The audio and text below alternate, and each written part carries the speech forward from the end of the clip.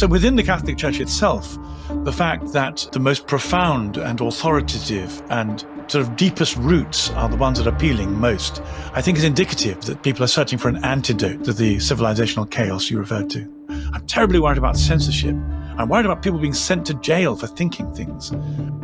I'm Emma Trimble, and this is GBN Originals. Now, we've seen a lot in the news recently about the quiet revival that seems to be taking place in Christianity, not just here in the UK, but also across the Western world. In the last couple of weeks, we've seen bumper numbers at churches around the country, with huge numbers of people attending Mass at Westminster Cathedral, running even outside of the door. So I'm delighted to say that today I'm joined by Dr. Gavin Ashenden, who is the former chaplain to our late Queen Elizabeth II and is also the co-host of the Catholic Unscripted podcast. Thank you so much for joining us today, Gavin. So let's start by talking about the news over the last couple of days that churches throughout Easter have seen a bumper attendance rates, and apparently descriptions from Cardinal Nichols of queues literally reaching out across the road outside of Westminster Cathedral, estimates of around 50,000 attending just Westminster Cathedral Mass alone. What do you think explains this?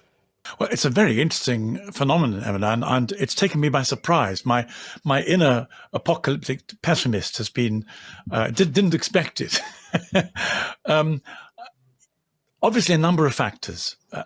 I think that one of the most important ones, but also one of the most complex ones, is the fact that we're at a moment of civilizational discontent and crisis. And part of the element of this have been a secular narrative that there is no God, there are no absolute standards. Life can be whatever you make it up to be. The sort of the third wave feminist idea that whatever you have in your head is the accurate picture of reality. And this has led to some really quite extraordinary social phenomena, including the whole trans debate, which is hard to take seriously and appears to be almost an act of collective mental disconnect. At some point, people are going to say, how did this happen? And where can we find some kind of handrail? What scale of values can we find that will allow us at a sort of an epistemological level to challenge the craziness of the world we appear to be in? And Christianity is one obvious contender. But within Christianity, one of the strange things that's happened is that the Protestant Reformation seems to have run its course. In other words, it was set up to deal with inconsistencies in the 16th century. And then it became an end in itself, which is fine. I think renewal movements tend to do that. But the demands placed upon Christianity at the moment require an authoritative and, if you like, an absolute set of values, because we just can't compare one relative set with another set. And one of the things I found as an Anglican over the last 40 years is that Anglicanism simply gave way to the pressure to conform to secular morals, because there was a great deal of pressure to do it. And you had to find some authority beyond just the way you read the Bible or the way your friends read the Bible. The Catholic Church has been in this business for 2,000 years. It has a very well-developed set of morals and ethics and perspectives, and effectively a very, very well-developed authority structure. Now, in other times, this has been felt to be oppressive and difficult, but in our times, it comes to the rescue and is a very powerful antidote to the chaos and relativism that I think a lot of people feel themselves overwhelmed by. Yeah, I think we feel it as individuals, but also it seems quite clear on a cultural, societal level that we're undergoing some kind of civilizational exhaustion. Sure. So it would make sense that people are then returning back to the wellspring that created our civilization in the first place. And this is also something that we're seeing, if you've seen the photographs and the footage of it, across the Western world. It's not just here in the UK. Something also seems to be happening in France. Enormous numbers of people who have been baptized across the Holy Week and Easter. So there seems to be something going on that is civilizational in a deeper sense than this just being a reaction to, certain progressive political movements. It seems that people are turning towards those forms of Christianity that take themselves most seriously. They're not turning towards the woolly liberal forms of Christianity.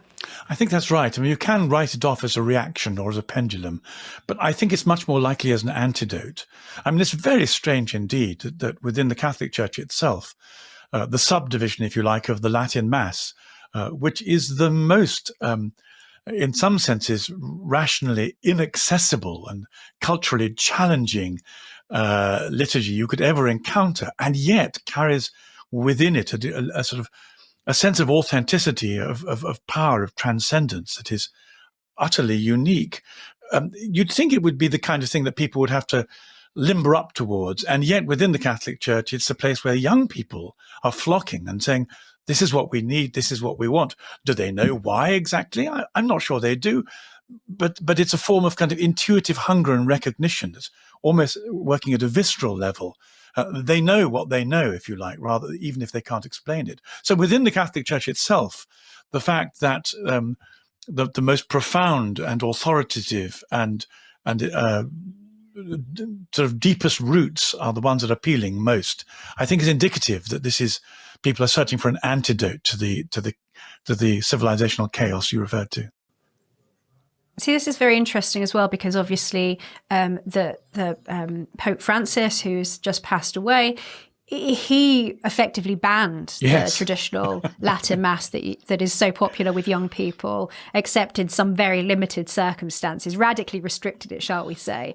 So that seems to be somewhat out of step with young people who are turning towards Catholicism, young people who want to attend the traditional liturgy. And we've seen some comments over the last couple of days, various cardinals, Cardinal Dolan, for example, talking about how we need to see a turn back towards tradition. That I think he said that we need someone with the conviction and fortitude of John Paul II, the intellectual powers of Benedict, and the heart of Francis. Yes, that's right. But there does seem to be some recognition that, on the one hand, the Catholic Church would do well to return to tradition, but because that's what people are flocking towards, and also because, in my opinion, that's the right thing to do. But you also, on the other hand, have the high probability that we will see a pope who is actually from more of the progressive liberal side of things. So how do you're a convert to Catholicism from Anglicanism. How do you view the future of the papacy, depending on who may or may not be the next pope? Well, these are very difficult questions. I think, first of all, we have to acknowledge that Pope Francis has some wonderful strengths, but he had some fairly serious weaknesses as well, and inconsistency was one of them. And he was clearly driven by some private angst about traditionalism.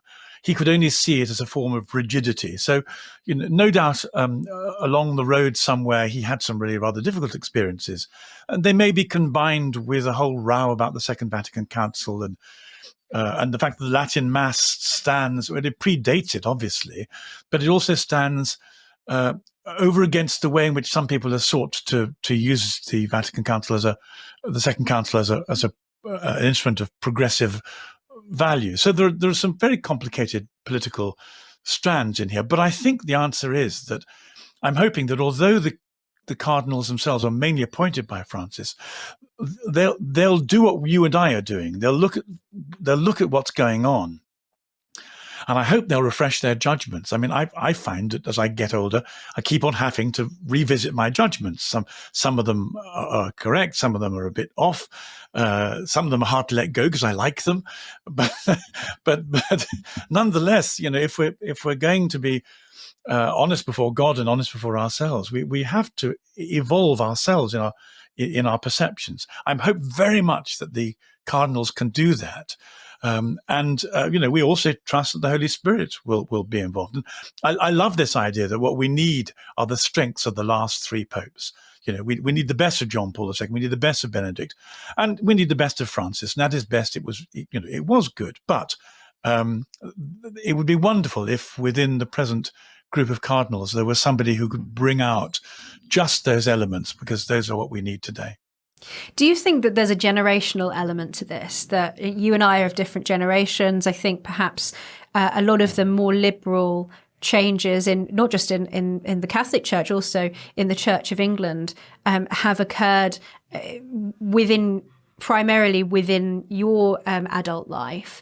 Do you see, an explanation? Is there an explanation for why younger people are so attracted to the traditional forms of worship and liturgy, whereas our parents' generation perhaps feel somewhat repelled by it on average? I think I've been gaslighted a lot in my life. It's very hard to. I think one shouldn't underestimate the power of the 60s, 70s, and the 80s as a kind of cumulative message about what mattered in society. In a sense, people under 30 have had less programming. They've had the shock of social media, the shock of the maybe world different programming. Well, they've had different programming, and I think I think Francis, for example, was more seriously programmed than I am, and I'm aware that it's very difficult. That's what I meant when I said we have to revisit our judgments. We have to try and get rid of the programming that all of us have had in different contexts. I think there's something to be said for the fact that people under 30 have the opportunity of allowing their instincts, often which are really quite well honed. We have a good intuitive sense of what's right and wrong, what's real and unreal. And there's a great danger as you grow older, if you're not careful, that you can allow the opinions of others to kind of concretize over who you are and what you think. It's not, T.S. Eliot said, human beings don't like very much reality. We're not good at reality because we constantly have to let go of being safe and take the risk of rediscovery. That's not an automatic virtue. That doesn't happen automatically.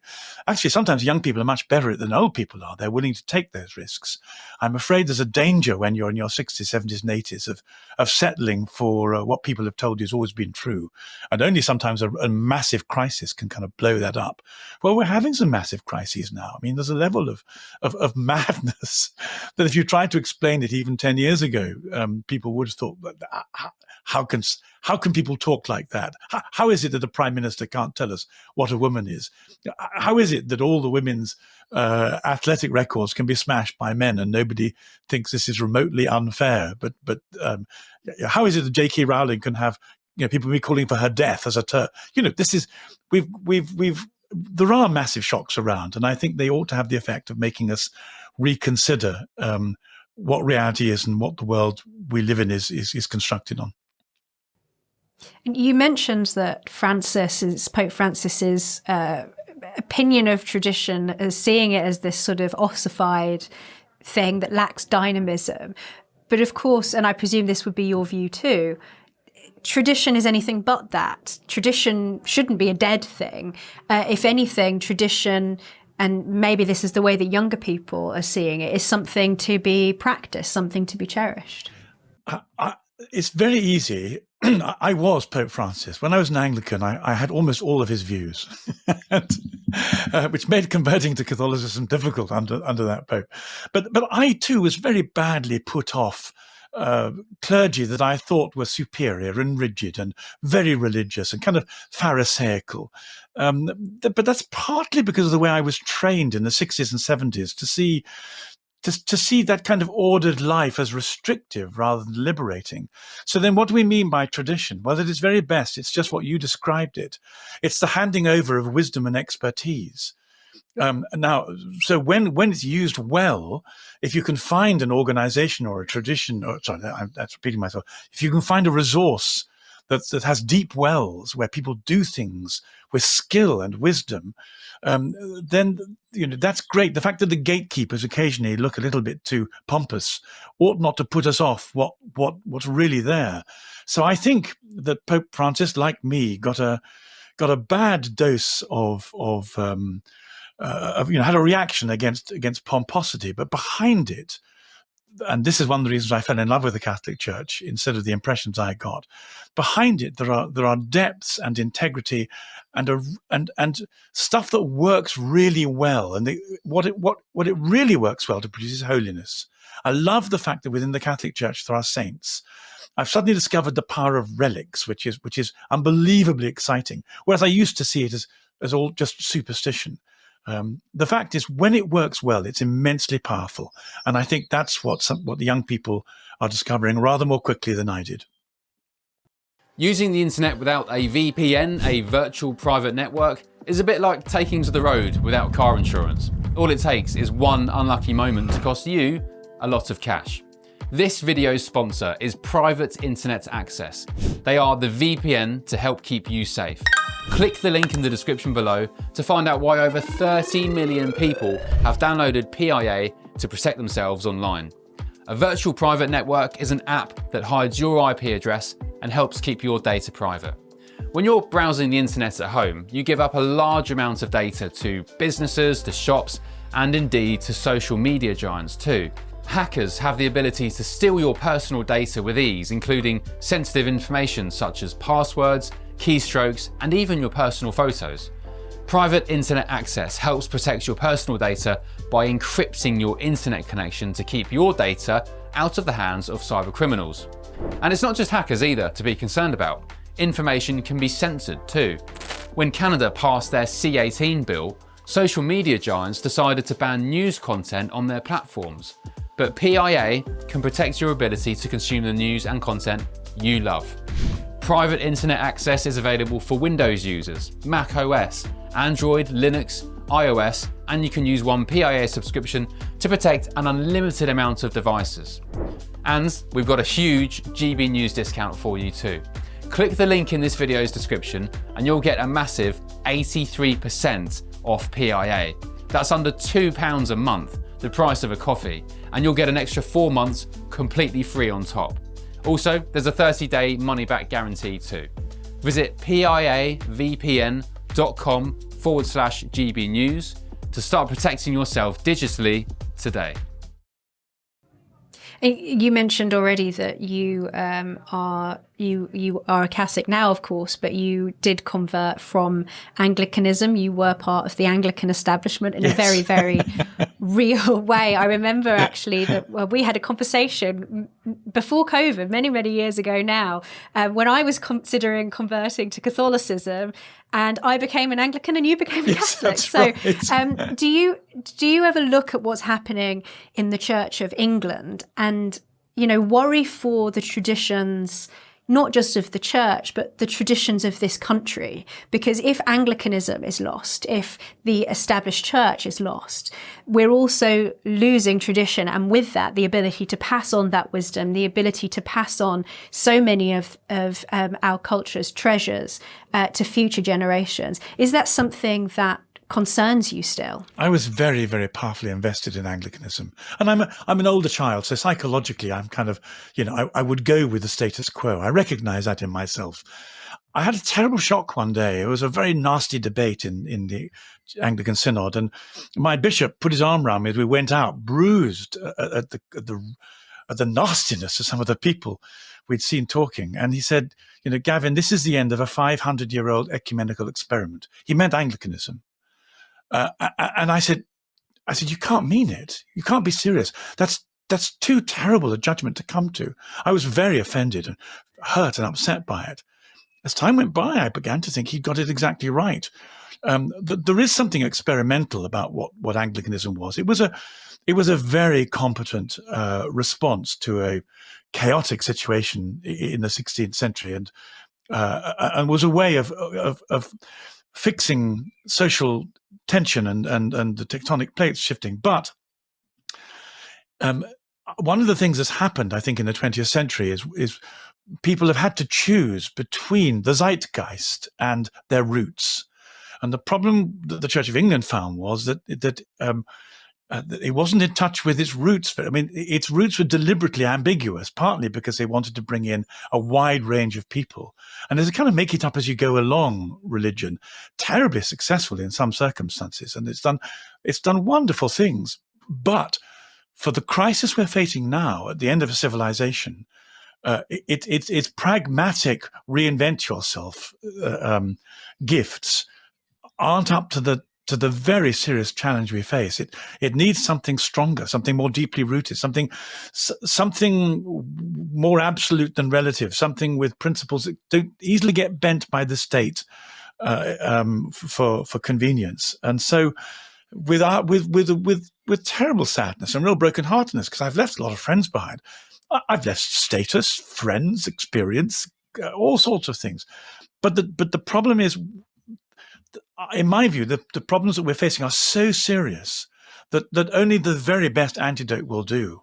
And I see that in the Catholic Church, and I'm really sorry, but I just didn't see it in Anglicanism. This isn't a tribal thing. I'm not trying to say my tribe's better, because I don't have a tribe. I mean, I became detribalized. I'm very worried about democracy. I'm very worried about totalitarianism. I'm terribly worried about censorship. I'm worried about people being sent to jail for thinking things. We're in a really serious place at the moment, and it takes the most serious of Christian resources to deal with it. And I find those in Catholicism, and I'm really sorry if I don't find them in Anglicanism. Do you know, I don't expect to. It wasn't designed for that. It was designed for something differently. It did it very well, but it's not up to the task we face today, which is much more critical. Pardon the pun, to be the devil's advocate. I think some, particularly of the Anglo-Catholic tradition, would say, whilst that, of course, the Church of England does have ambiguous historical roots, that it does have traditions that have been abandoned, traditional liturgy, the Book of Common Prayer, that there is a solid form of Anglicanism that is still very attractive to people. I know from my own experience as somebody who goes to an Anglo-Catholic church, we've had a growing congregation since the pandemic. Marcus Walker's church, St Bartholomew's, here in London, and they've also in the news this week seeing an increase of people in their 20s and 30s. So the Church of England has, at least over Easter, as has been reported in the press, has seen an increase. Apparently numbers are up by half over the Easter period. So it seems that something is going on across the board. And I wonder whether you would agree that because the Church of England is in a unique institutional position as the established church, that actually there is far more to lose by losing the vessel that carries those traditions, that in so many ways, for so many hundreds of years, has been the sort of fountain from which our culture has sprung. Do you not fear that, that isn't going to be replaced by a mass turn towards Catholicism, or would you prefer to see, the nation converted to the Roman Catholic Church? Gosh, those are very difficult questions. I'll try and answer them as best I can. First of all, it's a wonderful thing that people have been flowing into St Bartholomew's and elsewhere, and nobody loves the Anglo-Catholic tradition more than I do. I mean, that's that I found myself increasingly drawn to it. You're so Anglo-Catholic, you became a Catholic. Well, effectively, that was the argument I'm about to put to you. You're quite right. You anticipated it. So I'd say two things. First of all the things you treasure in Anglo-Catholicism are actually Catholic. So why go for a derivative version of it when you can have the real thing? But secondly, and more, maybe as importantly, Anglo-Catholicism is completely lacks any sympathy from the institution. It's surrounded by some very hostile people. The bishops, the archdeacons, the people who run the Church of England don't like it. They're completely committed to feminism and to the zeitgeist. They've broken their promises to allow it to continue and to flourish. They're resentful and on the attack all the time, and they have the power. So it'll be and the money. So it'll be very surprising if Anglo-Catholicism has much of an institutional future, because it's politically weak, beleaguered, and there aren't enough people who love it. Now, I mean, that could change. Indeed, it did change once before. It changed with the Oxford movement. And, the Oxford movement was the experiment to see, maybe we can reinfuse, have a Catholic blood transfusion into Protestantism. Let's go for it. And they tried, and you couldn't have tried harder and with better people than you had. with Newman and Pusey. And so, this has been done once under much more favorable circumstances, and it failed. It's now being tried again under very difficult circumstances. I don't see it succeeding. God can do anything, but I'm still stuck with the fact, why go for the derivative when you can have the real thing? Now, if you want to get me nostalgic about the metaphysical poets and people like Donne and Herbert, I can sit in the corner and cry and read poetry. You'll have me in a few seconds. I love what Anglicanism did, and it's so much better than Catholicism at that level. It has better poetry, better music, better singing, better lay involvement, more experience with the Bible. It has some wonderful strengths, but the problem is the container, or the foundation of the container. It's broken, and if there was any way of mending it, my word, I would have stayed. I mean, I spent 30 years trying to judge whether or not this thing could be mended and put on a solid foundation. My decision that it couldn't be wasn't come by lightly at all. I don't impose on other people. I don't want to persuade others that what they're doing is hopeless. This is a matter of personal discernment, personal conscience, personal judgment. That's a decision I came to. If I'm wrong, I'll be thrilled. To see a rejuvenated Anglo-Catholic Church of England would just be brilliant, because it's got so much going for it. But I fear the enemies and the power structures. I fear they won't allow it for a second. But let's see. How exciting! Meanwhile, I'm very pleased to be part of the church that converted Europe, that created the foundation of all the things you've quite rightly praised, that had for 1,000 years made the culture of this country. And I look at that 1,000 years and think it was wonderfully rich. And the last 500 years, well, they've done quite well, but actually it's not as good as the original brand. What's good enough for the Anglo-Saxon saints is good enough for me. Well, the Celts and the Anglo-Saxons and the medievals. I mean, I still think that the 13th, 14th, and 15th centuries were pretty well the height of civilization. I don't see them. I don't see the word medieval as pejorative. I see it as where do you get music, beauty, compassion, social action, mystery, miracles, apart from better than those few hundred years? I think it was a real peak of achievement.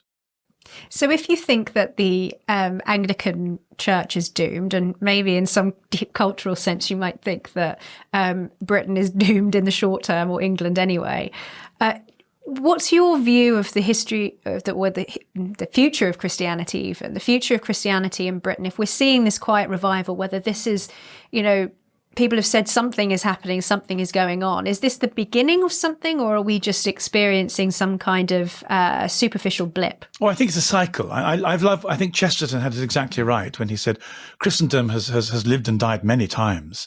There's a cycle, there's an entropy. He said it's a very good thing we have a God who knows his way out of the tomb. So the fact is, Christianity is bigger than Europe. It's incredible to see the church in China. I mean, it's amazing. I used to smuggle Bibles into the Soviet Union. If you told me in 1985 that in 4 years' time the wall would come down, and that by the time I was a pensioner, 70% of Russians would identify as Russian Orthodox, I'd have said it's impossible.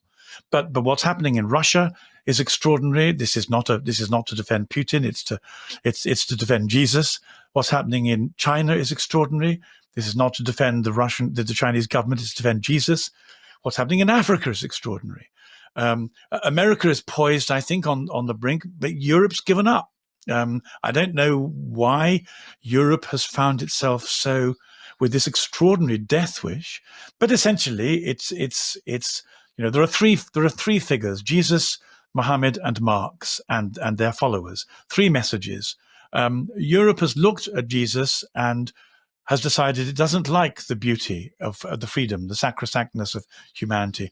It prefers either Marx or Muhammad. But when I look at the societies that Marx and Muhammad have created, I find them really deeply unappealing. And I'm very surprised that the people I live amongst are choosing either a form of Sharia totalitarianism that I find problematic for women and is quite unattractive in terms of allowing the human spirit to flourish, or that terrible anti-God totalitarianism of Marxism, where the state is the most prized goal that anybody can have, and individualism is crushed, and above all, the church and the family. So Europe's choosing between these three ways, and it's choosing either Marx or Mohammed, and I feel very sorry for it. I wish it would choose Jesus.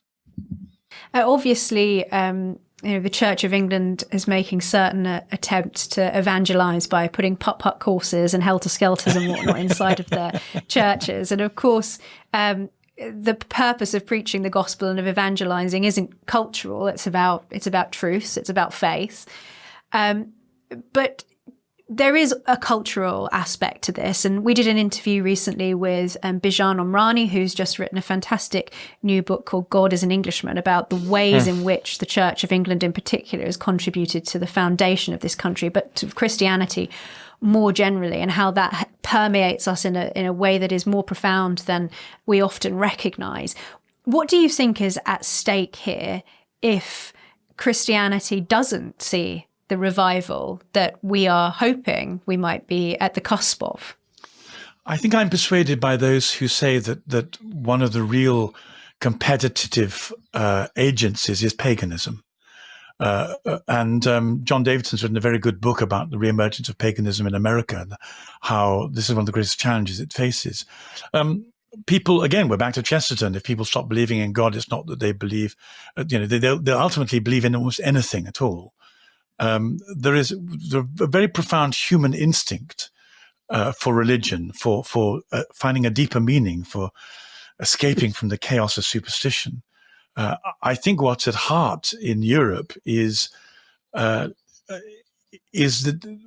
totalitarianism, which authority structure are we going to surrender to? And there is a sort of the whole ecology movement seems to me to be a rejuvenation of a form of paganism, as does the kind of the quest for power, a sort of Nietzsche, a cross between Nietzsche and Thor. Only Christianity celebrates love and compassion as higher and more important than power and control. I think as we look at world history, neither democracy nor Christian values can be taken for granted. People have found and do find other ways of running society. I think they're darker and they're more brutal, they're more barbaric, they're more satanic, I would say, since we're going to come down to the struggle between good and evil. So I'm afraid I think what's at stake is the discovery or the loss of God, the real God, the discovery or the loss of goodness, the discovery or the loss of human flourishing. I've looked at all the alternatives. I'm absolutely captivated by Jesus and all he stood for. And once again, I'm therefore quite attracted to the idea that I'd like to be part of the church he founded and has protected for 2,000 years. If it's good enough for Jesus, it's good enough for me. Now, the final question that I like to ask almost everyone is, given the fact that there'll be many people who are watching this who are maybe not Christian, maybe they're atheists, perhaps they're agnostic, a whole spectrum of different beliefs, maybe some waivers, some people who are considering going to church. Now, I like to ask what message you would have for them, what you would advise them to do given the current circumstances. However, I want to put a slight twist on that question because, of course, everybody misses our late Queen, and you knew her personally. And, of course, her faith was a great beacon to many people. What do you think, in the most speculative terms possible, using the late Queen and her faith as a model, what message do you think her example could send to the people who are watching this video? She faced a real civilizational threat with the coming of Nazism, the prospect that the country might be invaded by neo-pagan totalitarians who did the most dreadful things to people. It was a very frightening time. We know from some of the things she's written, although she was very discreet, that she put a great deal of value by praying and by believing in God. I think what I'd say to people is it's very easy to get a distorted view of things by hearing other people's opinions. The thing that I would recommend all the time, in fact, I've been recommending it. Well, I reckon all the time, is getting hold of the Gospels and having an encounter with Jesus, the real Jesus, not the one people talk about or swear, but because something happens, it comes alive. It's not just a historical record. At this point, you'll find me as a Catholic saying, get hold of the Bible, do what the Protestants do, make sure that, get hold of it and read it, have a relationship with the Bible. But the Bible will take you to further. It'll take you to Jesus and ultimately to the church as well. But the most important thing, I think, is make up your own mind from the original sources and get hold of a gospel and have a conversation with it, read it. There's still a little bit of Protestantism in there, Gavin. Well, thank you so much, Dr. Gavin Ashenden, for giving us your time today. And do remember to like, subscribe, so that you can keep up to date with all of GBN Originals content.